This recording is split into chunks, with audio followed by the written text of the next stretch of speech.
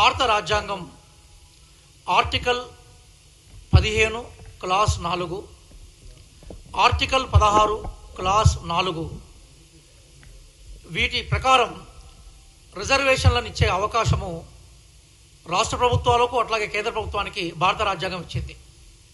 చాలా ఆశ్చర్యం ఏంటంటే రిజర్వేషన్లకు ప్రాతిపదికగా వెనుకబడతనం అయినప్పుడు ఆ వెనుకబడతనాన్ని గుర్తించే క్రమంలో కులగణన ఒక సామాజిక ఆర్థిక సర్వే తీసుకొని కొన్ని కులాలను వాళ్ళు ప్రాక్టీస్ రీత్యా ఇస్లాంను ఆచరించిన వెనుకబడిన కులాలుగా గుర్తించి ఈరోజు రిజర్వేషన్ కేటగిరీలోకి చేర్చినప్పుడు బీజేపీ ప్రధానంగా ఇక్కడున్న బండి సంజయ్ గారు కానీ కిషన్ రెడ్డి గారు కానీ ఆ పార్టీ అధినేత రామచంద్రరావు గారు కానీ ఆబ్జెక్షన్ చెప్పడం అనేది చాలా ఆశ్చర్యం కలిగిస్తూ ఉన్నది. వాస్తవంగా వెనుకబడిన కులాలు ముస్లిం సమాజానికి సంబంధించిన వెనుకబడిన కులాలు ఏవైతున్నాయో వాటి రిజర్వేషన్ 1882 అంటర్ కమిషన్ దగ్గర నుంచే మొదలైంది. బ్రిటిష్ టైంలోనే ఈ రిజర్వేషన్లు కంటిన్యూ అవుతూ వచ్చాయి. స్వతంత్రం వచ్చిన తర్వాత 1951లోనే తమిళనాడులో ఈ రిజర్వేషన్ తీసుకొచ్చారు. 57లో కేరళలో ముస్లిం సమాజంలో వెనుకబడిన కులాలకు రిజర్వేషన్ ఇచ్చారు. బీజేపీ అధికారంలో ఉన్న ఉత్తరప్రదేశ్, మధ్యప్రదేశ్లో 1977 నుంచి అమల్లోకి వచ్చాయి. ఈరోజు బీజేపీకి ఆదర్శ రాష్ట్రంగా చెప్పుకుంటున్న గుజరాత్లో 1978 నుంచే రిజర్వేషన్స్ వచ్చాయి. ఈరోజు బీజేపీ పాలిత రాష్ట్రాలు అనేక రాష్ట్రాల్లో ముస్లిం రిజర్వేషన్స్ కొనసాగుతూ ఉన్నాయి. ఈ విషయాన్ని గౌరవ ప్రధాని నరేంద్ర మోడీ గారు పదే పదే చెప్పుకుంటూ వచ్చారు. రాజ్నాథ్ సింగ్ గారు కానీ, నరేంద్ర మోడీ గారు కానీ, అమిత్ షా గారు చెప్తున్న విషయాలు ఏంటంటే పస్మందా ముస్లింలకి మేము రిజర్వేషన్లు ఇవ్వడానికి వ్యతిరేకం కాదంటున్నారు. అంటే పస్మందా ముస్లింలు అంటే వెనుకబడ్డ ముస్లింలు, సామాజికంగా అణచివేయబడ్డ ముస్లిమ్స్.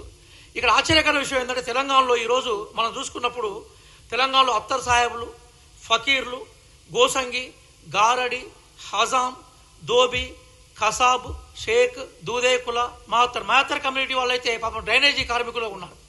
అంటే ఇప్పుడు పస్మందా ముస్లింలకు రిజర్వేషన్స్ను సపోర్ట్ చేస్తూ ఉన్న బీజేపీ అదే పస్మందా ముస్లింలకు తెలంగాణలో రిజర్వేషన్స్ తీసుకొచ్చినప్పుడు వాటిని ఆబ్జెక్ట్ చేయడం అనేది, వాటిని వ్యతిరేకించడం అనేది ఆ పార్టీ ద్వంద్వ ప్రమాణాలకు నిదర్శనంగా కనపడతా ఉన్నది. నిజంగా నిన్న గౌరవ ముఖ్యమంత్రి రేవంత్ రెడ్డి గారు ఢిల్లీలో ప్రెస్ మీట్లో క్లియర్ చెప్పారు, ముస్లింలకు గంపగుత్తాగా తెలంగాణలో ఎక్కడ రిజర్వేషన్స్ ఇవ్వలేదు, భవిష్యత్తులో ఇవ్వరు. మతపరమైన రిజర్వేషన్ రాజ్యాంగం ఎక్కడ అంగీకరించదు. కానీ ఈరోజు ఆ సర్వే రిపోర్ట్లోనే చాలా క్లియర్గా సామాజిక, ఆర్థిక, విద్యాపర వెనుకబడతనాన్ని గుర్తించే కుల గణాంకాలుగా క్లియర్గా చెప్పిన తర్వాత కూడా దాన్ని ఆబ్జెక్ట్ చేయడం అనేది చాలా చాలా హాస్యాస్పదం. ఈరోజు మేము ఒకటే సవాల్ చేస్తున్నాం. ఈరోజు ప్రధానమంత్రి నరేంద్ర మోడీ గారు ఏమన్నారు, గుజరాత్లో మేము 38 కులాలకు రిజర్వేషన్ ఇస్తామని చెప్పాడు ఆయన. అట్లాగే ఉత్తరప్రదేశ్లో ఈరోజు యోగి ఆదిత్యనాథ్ ముఖ్యమంత్రి అయినాక ముస్లింలు వెనుకబడిన కులాలను మరికొన్ని కులాలలో చేర్చారు. అంటే ఉత్తరప్రదేశ్లో ఒక నీతి, తెలంగాణలో ఒక నీతి ఉంటుందా? గుజరాత్లో ఒక నీతి ఉంటుంది, తెలంగాణలో ఒక నీతి ఉంటుందా? మధ్యప్రదేశ్లో ముస్లిం వెనుకబడిన కులాలకు ఒక నీతి, తెలంగాణలో ఒక నీతి ఉంటుందా? అంటే క్లియర్గా మనకు ఏమర్థమవుతా ఉందంటే పేద ముస్లింల భుజాల మీద తుపాకులు పెట్టి బీసీ రిజర్వేషన్లను కాల్చే ప్రయత్నాన్ని ఈరోజు బీజేపీ చేస్తూ ఉన్నది. వాళ్ళకు బీసీ రిజర్వేషన్స్ ఇవ్వడం ఇష్టం లేదు. అందుకోసమే ఆ పార్టీ నేత రామచంద్ర గారు ఏమన్నారంటే క్లియర్గా, మేము దీన్ని 9th షెడ్యూల్లో చేర్చాం, మేము దీన్ని 10th షెడ్యూల్ దాకా తీసుకుపోం, మేము దీన్ని అసలు షెడ్యూల్లోకే మేము తీసుకొచ్చే ప్రయత్నం మేము చేయం, రాజ్యాంగ సవరణకి అవకాశం లేదని చెప్పాను. దాన్ని కప్పించుకోవడం కోసం ఈరోజు ముస్లింల భుజాల మీద తుపాకులు పెట్టి బీసీ రిజర్వేషన్ని కాల్చే ప్రయత్నం చేయడం ఏదైతుందో అది బీజేపీ యొక్క బీసీ వ్యతిరేకతను, బీజేపీ యొక్క మానవత వ్యతిరేకతను తెలియజేస్తాం. ఇప్పుడు నేను చదివిన కులాలు చాలా వెనుకబడ్డ కులాలు, బిచ్చం అడుక్కుంటూ ఉంటారు. ఫకీరోళ్ళు, కొంతమంది గారడోళ్ళు బిచ్చం అడుక్కుంటూ ఉంటారు. మేతర్ వాళ్ళు మనకి డ్రైనేజ్ శుభ్రం చేస్తూ ఉంటారు. దూదేకుల వాళ్ళు కింద చిన్న చిన్న వృత్తులు చేసుకుంటూ ఉంటారు. అంటే ఇట్లాంటి కులాలు షేక్, ఫకీరు, అచ్చుకుట్ల వాళ్ళు, పత్తర్పోడు అంటే రాళ్ళు కొట్టిన వాళ్ళు, కాషోళ్ళు, చాలా పేద కులాలన్నీ తెలంగాణలో ఉంటే వాళ్ళకు సంబంధించిన 4% రిజర్వేషన్ ఆల్రెడీ అమల్లో ఉంటే ఆల్రెడీ కొత్తగా తీసుకొచ్చింది ఏం లేదు కదా, ఉన్న రిజర్వేషనే కదా. మన జనాభా లెక్కల్లో 14% దాదాపుగా ముస్లిం జనాభా చూపెట్టారు. అందులో 10.45 అంటే దాదాపుగా 10% పైగా వెనుకబడిన ముస్లిమ్స్ ఉన్నారు.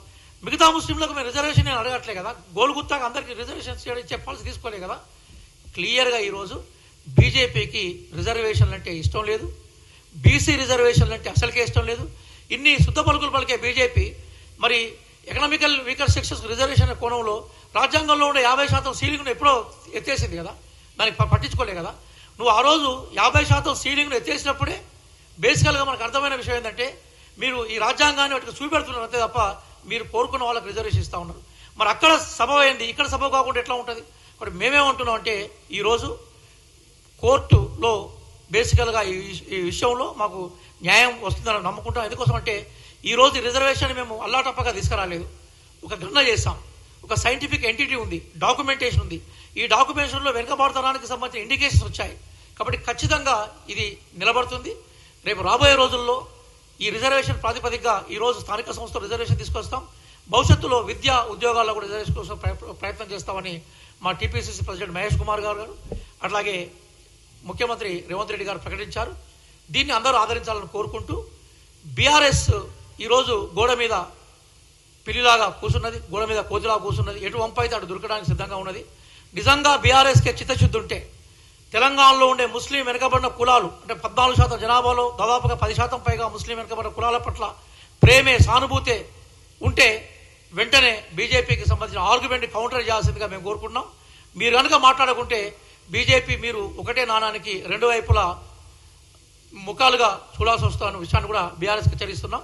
కాబట్టి మీ ద్వారా ప్రజానికాన్ని విజ్ఞప్తి చేసేది ఏంటంటే ముస్లింలో వెనుకబడ్డ కులాలు అంటే వెనుకబడ్డ కులాలు ఏవైతున్నాయో మత ప్రాతిపదిక కాదు, సామాజిక కోణం ప్రాతిపదిక ఈ కులగణన జరిగినప్పుడు దీన్ని బీసీ సోదరులతో కలిసి ఈ సమాజంలో వెనుకబడ్డ సామాజికంగా, ఆర్థికంగా, విద్యాపరంగా వెనుకబడ్డ ఈ సమాజానికి సంబంధించిన వాళ్ళకు కూడా అవకాశాలు రావాలని కోరుకుంటూ, దీన్ని సాగ్గా చూసి రిజర్వేషన్లు మొత్తం ఆపివేయాలని కుట్రపడుతున్న బీజేపీ విధానాలని మీ ద్వారా ఎండగట్టాలని ప్రజానీకానికి, రిజర్వేషన్ ప్రేమికులకి, అట్లాగే ప్రజాస్వామ్యాన్ని, సామాజిక న్యాయాన్ని ప్రేమించే వాళ్ళకి విజ్ఞప్తి చేస్తున్నాం.